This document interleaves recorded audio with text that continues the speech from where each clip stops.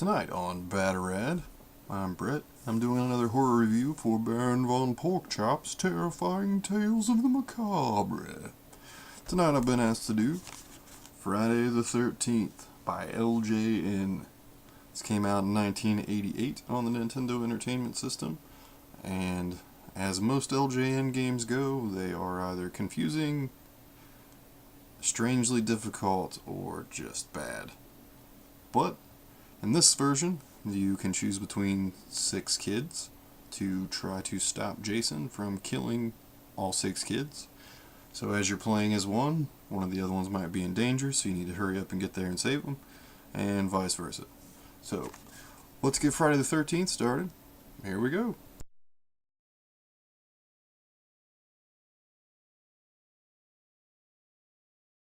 Friday the 13th.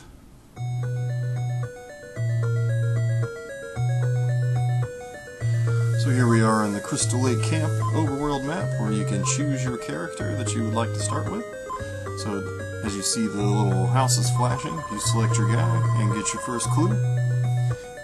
Use torches to light fireplaces. So you start out with a crappy weapon. You're throwing rocks or paper wads at people.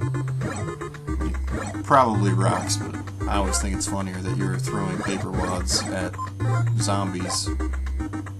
Don't really know why there's zombies, but there are. That's just how the game is.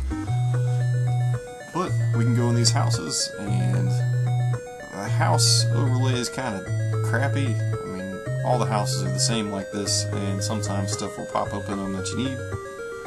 This is not one of them, so we'll go back outside the door.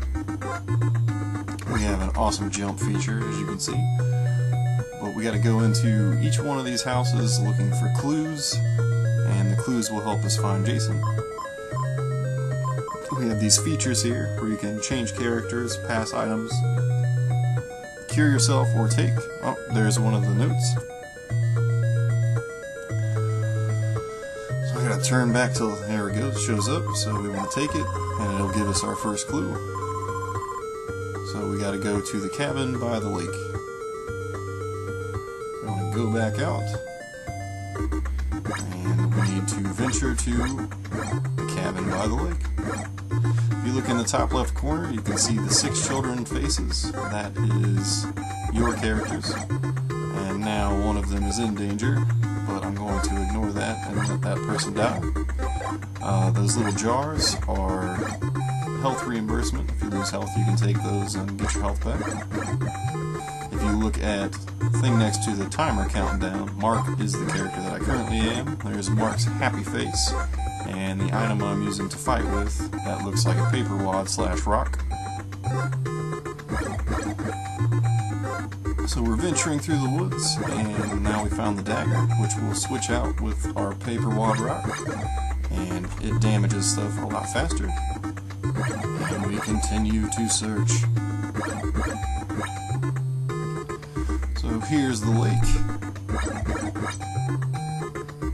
And here's another house to look through, so we'll go in here. And we're looking for another note to help us with our next part.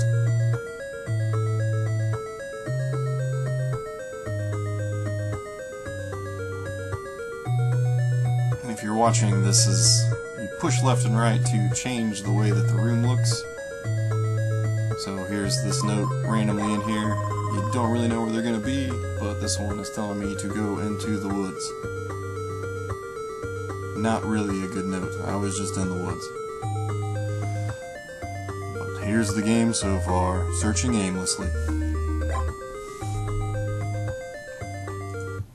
So far we're wandering around in the woods and the campground areas, and it doesn't really seem like we're doing much of anything. But we are finding some items to use, we are finding some notes, and in each one of these notes it's telling us the next place we need to go to find another note to give us more clues as to how to defeat Jason. So here we go. There is a mechanic where you can change between characters. If you find one in a house, you can swap out and be the other one, which you get a new health bar, but you don't have the items. You can trade items, or you can just get the items again. So here's some more playthrough and switching out with another character. Okay, here we are in a house, and there's Paul. We can swap out with Paul by clicking change. Now, Mark is left in that house, and we are now Paul. I could have cured Paul if I wanted to with some of my medicine, but I did not. And now the time has changed, and it's nighttime now. And there we are blinking on the map. So I need to go into the woods. Not sure which woods, but I need to go into the woods. So let's go searching for the woods. Now Mark had the dagger, and Paul does not. So he is throwing rock, paper, wads. And someone is in trouble again. Back at where we just were, but I don't really care, so we'll keep searching, because we're supposed to go to the woods. And now, since it's nighttime, there are a lot more zombies. There is a key which we can use to unlock certain things, and now I got a dagger so I can kill these zombies faster. And let's kill this crow and go find Jason and fight him for the first time. Still no Jason. A lot of wandering around, a lot of doing, a lot of finding, switching out. It's a big place. He could be anywhere. So it's the reverse role. In the game, you are the kid searching out Jason. In the movies, Jason is finding you and killing you. It's a lot harder to find him than it is for him to find you. So here's when I run into him. So check it out, I'm gonna fight him. Here I am, killing some more zombies. I am Mark again. As I come over here, here comes Jason in his purple glory, trying to kill me. He takes a lot of damage off you and usually runs away, just like that. So now I gotta go find him again and fight him once more.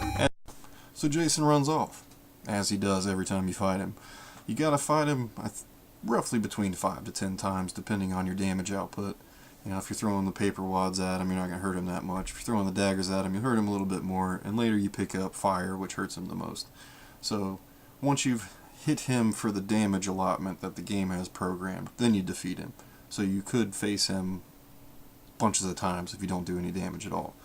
But you can defeat him, which is the point of the whole game, is defeat him, keep your kids alive, or lose kids to kill them, you know, whatever you're doing. This is one of those wandering around games where you have no idea what you're doing. It's just play a lot till you learn the area and lose. Like Zelda or Fester's Quest or Shadowrun, any of those adventure games where you have no idea what you're supposed to do, but you just have to go around and figure it out. One of the large problems in the game is sometimes the notes don't pop up, which I mentioned already. So if you don't grab those, you don't know what you're supposed to do next, which is pretty annoying. But on an LJN factor, this game is not as good as Nightmare on Elm Street, but it's far superior to all their superhero games that they released. But anyway, you guys have a good night, and enjoy the rest of Baron Von Porkchop's Terrifying Tales of the Macabre. Have a good one. I'm Brett, and this game is mildly rad.